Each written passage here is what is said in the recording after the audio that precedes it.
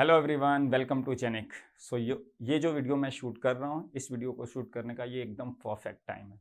अभी जो gate exam over हुआ तो उसमें से बहुत से बच्चों का एग्ज़ाम बहुत अच्छा नहीं गया, एवरेज गया या बिलो एवरेज गया। तो अब वो परेशान हैं कि आगे सर क्या करें, क्या करना चाहिए, क्या नहीं करना चाहिए। और बहुत सारे अभी स्टूडेंट ऐसे हैं जो इस साल तैयारी करने वाले हैं, तो उनके मन में भी बहुत सारे डिलेमास होते हैं कि किस एग्ज़ाम की सर तैयारी करें, कैसे तैयारी करें। तो ये वीडियो को एकदम ध्यान से देखिएगा। इस वीडियो को देखने के बाद आपको बहुत ज़्यादा क्लैरिटी आ जाएगी कि आपको क्या करना चाहिए, क्यों करना चाहिए। इस क्यों का जवाब आपको एकदम परफेक्टली मिल जाएगा, ठीक है। सो ये जो 4 एग्ज़ाम यहाँ पे लिखे गए हैं, engineering services examination, GATE, ISRO, BARC, ये चारों एग्ज़ाम मैंने फर्स्ट अटेम्प्ट में क्रैक किया था। इसमें से इसरो का रिटन में मेरा हो गया था, मैं इंटरव्यू के लिए नहीं गया था। बार्क में मेरा गेट स्कोर के बेसिस पे कॉल आई थी इंटरव्यू की, इसमें भी मैं इंटरव्यू में अपीयर नहीं हुआ था, ठीक है। तो क्या मैं एक्स्ट्राऑर्डिनरी था? बिल्कुल भी नहीं। ये बिग नो है ना, बिल्कुल भी नहीं। मैं भी जैसे आप लोग हैं उसी तरह से मैं भी नॉर्मल स्टूडेंट ही था, जो हार्ड वर्क और मेहनत करने में बिलीव करते हैं और मेहनत करके कुछ अचीव करने में बिलीव करते हैं। जिस बैकग्राउंड से मैं आता हूँ वहाँ ऐसे ही चीज़ें होती हैं, मेहनत करने के बाद ही हमें कुछ मिलता है। तो हम एक्स्ट्राऑर्डिनरी लोगों में से नहीं थे। Still I was able to crack all these exams in first attempt. So कैसे मैं ये कर पाया? तो मैं जो चीज़ें अभी बताने वाला हूँ कैसे मैं कर पाया, ये चीज़ें अगर आप भी इस चीज़ को एकदम क्लियर रहते हो, एकदम क्लैरिटी के साथ सोच के अपनी तैयारी शुरू करोगे, तो होपफुली आप भी कोई भी एग्ज़ाम की तैयारी करोगे, आप डेफिनेटली उसको क्रैक कर लोगे, ठीक है। तो इसमें दो बहुत ही ज़्यादा इंपॉर्टेंट पॉइंट्स थे जिसके बारे में मैं डिस्कस करने चाह रहा हूँ। पहला पॉइंट है वाई। आप किसी भी एग्ज़ाम की तैयारी शुरू कर रहे हैं तो आप उस एग्ज़ाम की तैयारी क्यों करना चाहते हैं? जब आप तैयारी डे 1 पे शुरू करने वाले हैं, इसका आंसर आपके पास होना चाहिए।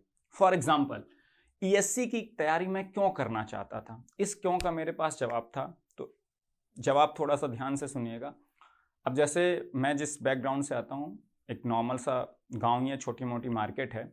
तो वहाँ पे जैसे जब मैं 8वीं 9वीं 10वीं में था, कभी कोई जैसे काम पड़ता था, सरकारी ऑफ़िस जाना पड़ता था, तो पापा के साथ जब मैं जाता था, तो वहाँ पे कुछ ऑफ़िसर्स जब आप मिलते हैं, जैसे डीएम ऑफ़िस आप गए, तो जो ग्रुप ए ऑफ़िसर्स जो ऑफ़िसर्स होते थे, उनसे कभी भी आप इंटरैक्ट करेंगे, कभी उनसे थोड़ा बहुत आपकी जो बातचीत हो पाएगी, तो जो मैं वो देखता था कि उनकी पर्सनैलिटी एकदम डिफरेंट होती थी, उनके बात करने का तरीका एकदम डिफरेंट होता था।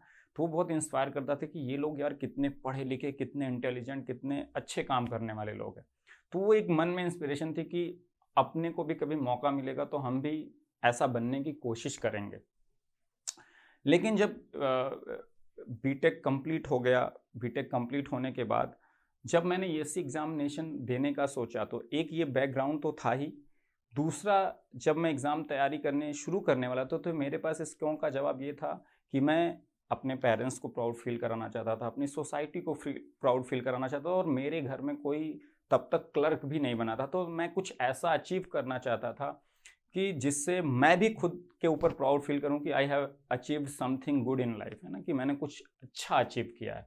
तो जब इस क्यों का रीज़न, यूएससी एग्ज़ाम को तैयार करने शुरू करने के क्यों का रीज़न मेरा ये था, ये जो बैकग्राउंड था, है ना?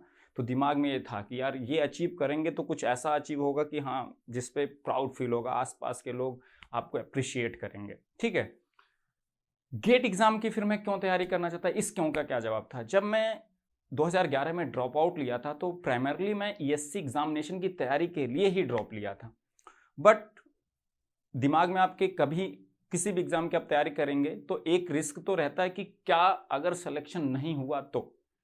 मतलब एक प्रैक्टिकली अगर आप सोचते हैं तो अगर सिलेक्शन नहीं हुआ किसी वजह से, 1 आध परसेंट ऐसा है कि सिलेक्शन फाइनली नहीं होता है, तो मैं अपने लिए एक ऑप्शन रखना चाहता था कि मेरे पास कोई ऑप्शन हो। और टेक्निकल में मुझे बहुत इंटरेस्ट था शुरू से, कॉलेज टाइम से ही।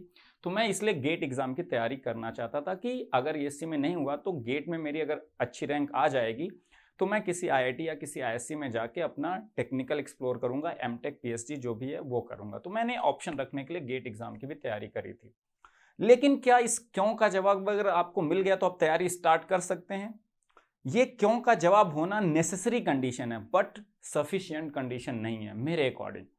मेरे पास केवल क्यों का जवाब नहीं था। इसके बाद आता व्हाई के अलावा जो दूसरा क्वेश्चन जिसका जवाब आपके पास होना चाहिए जब आप तैयारी शुरू कर रहे हैं, व्हाट।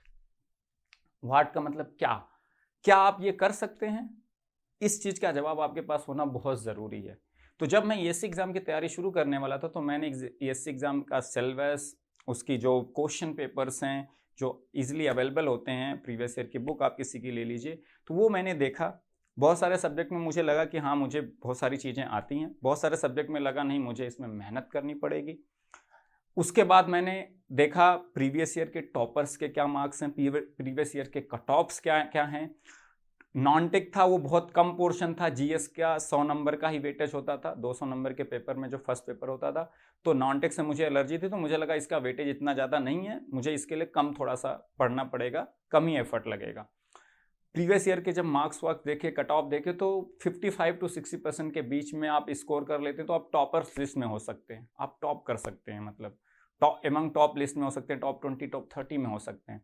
तो ये सब जब मैंने मार्क्स देखे और ये सब, और मुझे टेक्निकल जितना आता था, तो मैंने उससे मैं एकदम श्योर हो गया था कि अगर मैं मेहनत करूंगा 1 साल पूरी अच्छे से तो ये कट ऑफ्स मैं क्लियर कर सकता हूँ और इस एग्ज़ाम को मैं थ्रू हो सकता हूँ। जब इन दोनों वाई और व्हाट के जवाब मुझे मिल गए तब मैंने तैयारी शुरू करी थी।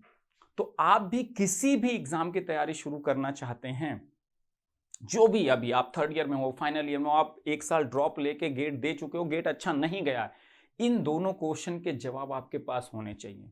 चाहे आप जेई एग्जाम की क्यों ना तैयारी कर रहे हो, चाहे आप क्लर्क के एग्जाम की तैयारी क्यों नहीं कर रहे हो, अगर ये 2 क्वेश्चन के जवाब आपके पास हैं तो उस एग्जाम के क्रैक करने की प्रोबेबिलिटी बहुत ज़्यादा बढ़ जाती है।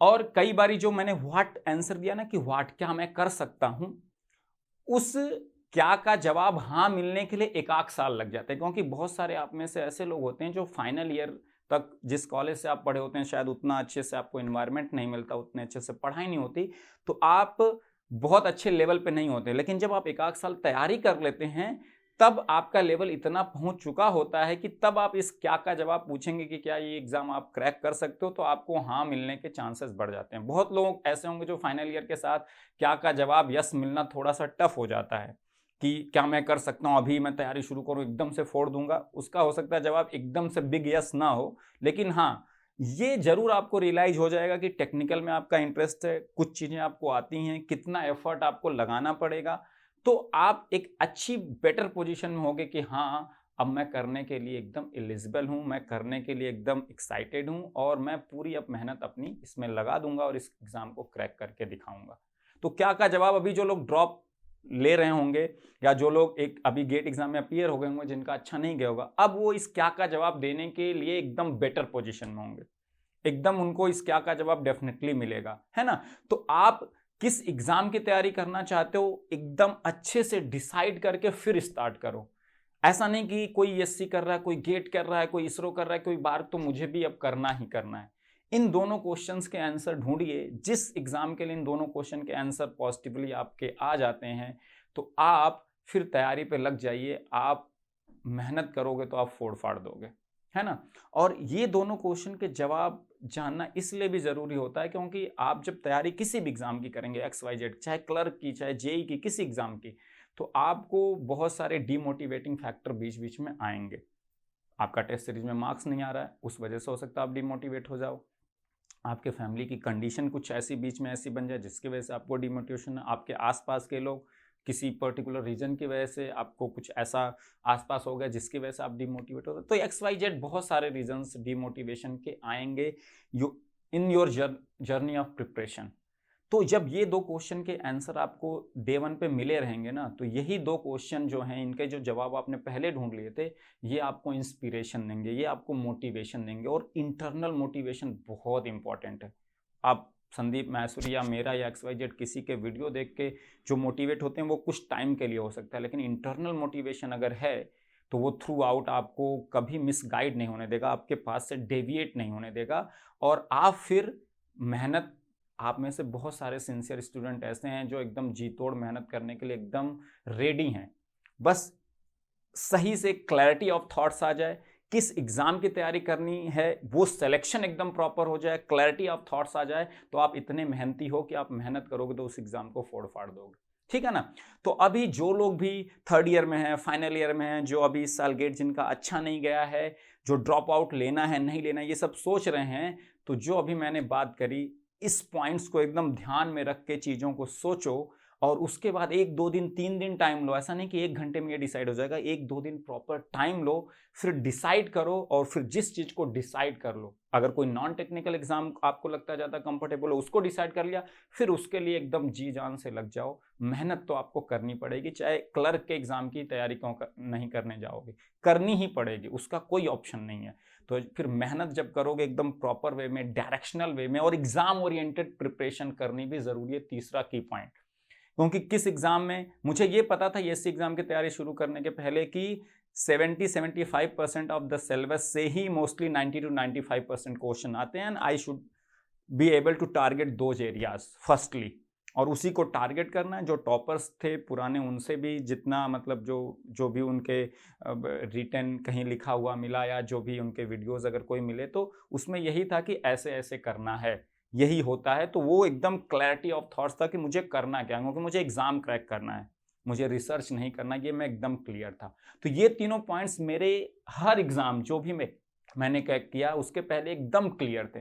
मैं नॉन टेक्निकल में बहुत कंफर्टेबल नहीं था, इसीलिए बहुत से लोगों ने मेरे से ये भी कहा कि सिविल सर्विसेज की भी तुम तैयारी कर लो, तुम क्रैक कर सकते हो, अपना ऑप्शनल टेक्निकल ले लेना। लेकिन जीएस वाला पोर्शन मुझे करने में बहुत तकलीफ होती है, मतलब वो is not my cup of tea. मे भी मैं 1-1.5 साल टाइम देता, हो सकता है इंटरेस्ट आ जाता, लेकिन मैंने 10-15 दिन एनसीईआरटी की नॉन टेक्निकल बुक्स ला के पढ़ी थी, मुझे इंटरेस्ट पैदा ही नहीं हो पाया। तो मुझे वो क्या का जवाब जो था ना, वो नहीं मिल पा रहा था कि मैं क्या कर सकता हूँ। मैं जीएस ही नहीं पढ़ पा रहा हूँ, तो मुझे लगता था जीएस तो मोस्टली डोमिनेटिंग है सिविल सर्विसेज में, तो उस एग्जाम की मैंने शायद इसीलिए तैयारी नहीं करी।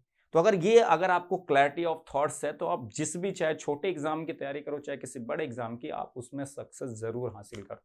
ठीक है, तो अच्छे से सोच लो, अच्छे से डिसाइड कर लो, कुछ ना कुछ तो तुम्हें करना ही है, किसी न किसी डायरेक्शन में हार्ड वर्क तो तुम्हें करना ही करना है। कोई तो एग्जाम क्रैक करोगे ना, अब ग्रेजुएशन कंप्लीट होने वाला है, तो उसको प्रॉपरली डिसाइड करके फिर उस पर लग जाओ ना, और फिर उस पर जब लग जाओगे तो तुम फोड़ फाड़ दोगे। ठीक है, तो चलो फिर किसी नेक्स्ट वीडियो में मैं मिलूंगा, तब तक तुम लगे रहो, मेहनत करते रहो और बस फोड़ दो। Thank you so much.